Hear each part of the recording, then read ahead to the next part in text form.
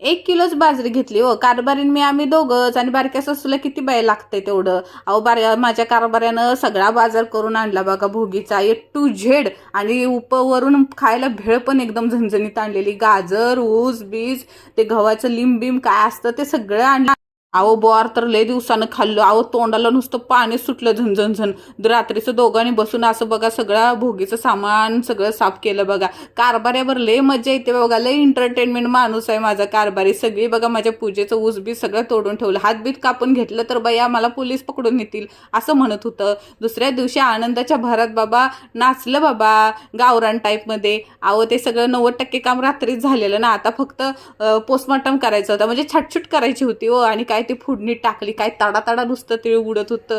कांद्याची पात अख्खीच टाकली बघा, कांदा न टाकता वल्ली पात टाकली. आणि धना भाकऱ्या घातल्या 1-2, आणि पचका झाला राव. पहिली भाकरी माझी फुगलीच नाही.